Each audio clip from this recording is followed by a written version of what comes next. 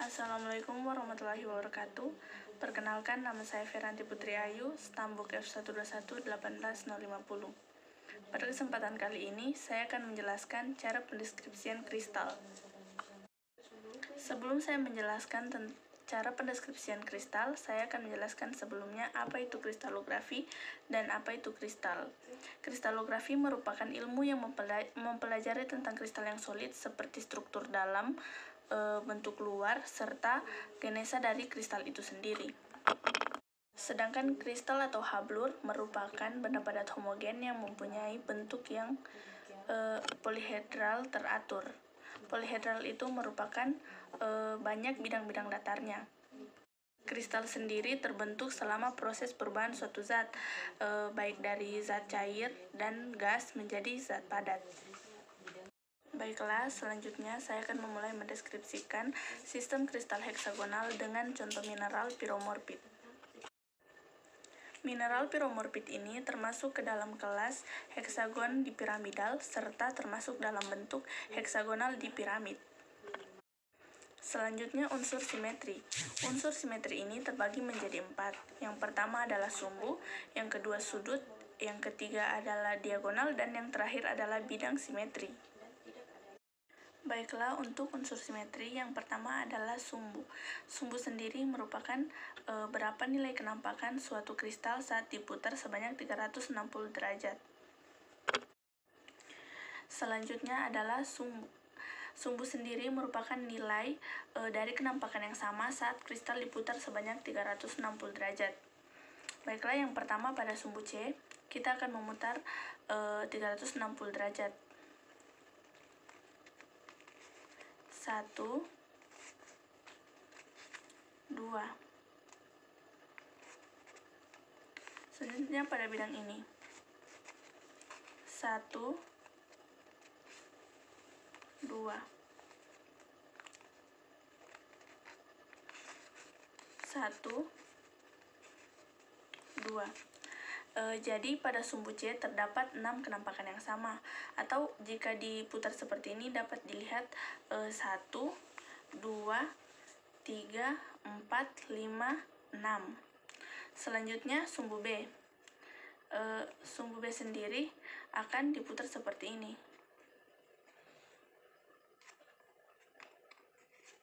1, 2. Selanjutnya sumbu A. Sumbu A akan diputar seperti ini. 1, 2. Dari yang kita dapatkan, sumbu C memiliki 6 kenampakan yang sama, sedangkan sumbu B memiliki 2 kenampakan yang sama, dan sumbu A memiliki 2 kenampakan yang sama, sehingga dapat dinotasikan seperti A6, 2, A2. Baiklah, selanjutnya sudut. Kristal ini memiliki sudut, namun nilai sudutnya tidak perlu dinotasikan lagi karena nilai sudutnya telah masuk dalam nilai sumbunya. Selanjutnya bidang diagonal. Pada kristal ini terdapat 3 bidang diagonal, yaitu 1, 2, dan 3. Sehingga dinotasikan sebagai 3A2 karena saat diputar 360 derajat dia akan menampakkan 2 kenampakan yang sama. Misalnya pada bidang yang ini.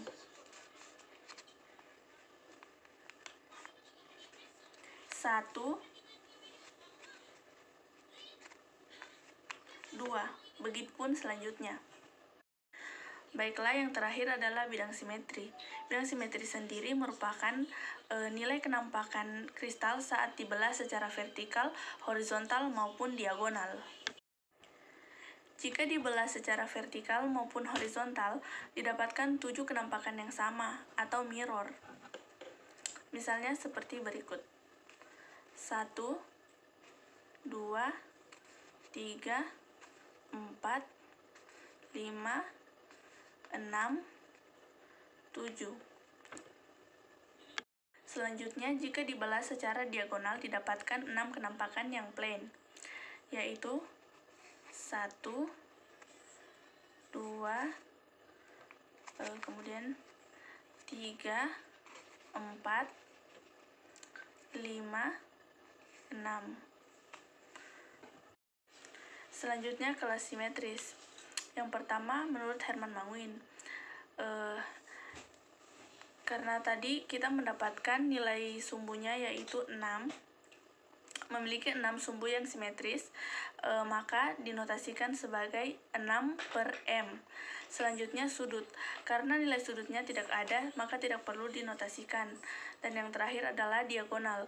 Tadi kita mendapatkan 2 diagonal yang simetris, sehingga dapat dinotasikan sebagai 2/m.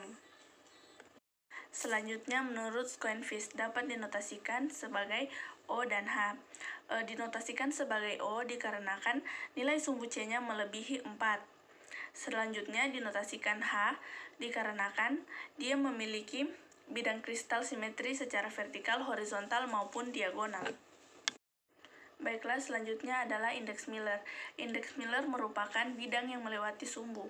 Apabila dia melewati sumbu yang bersifat negatif, maka nilainya adalah -1, sedangkan jika melewati sumbu yang bersifat positif, maka nilainya adalah 1. Misalnya pada bidang ini, karena dia melewati sumbu B-, A+, dan C, maka dapat dinotasikan sebagai -1, 1, 1. Selanjutnya adalah proyeksi stereograf. Proyeksi stereograf sendiri merupakan kenampakan mineral jika dilihat dari atas. Untuk mineral ini, jika dilihat dari atas, dapat digambarkan sebagai berikut. Untuk sumbu C, karena nilainya didapatkan 6, maka digambarkan dengan simbol segi 6. Sedangkan pada sumbu A dan sumbu B didapatkan 2 kenampakan sehingga digambarkan dengan bentuk oval seperti ini.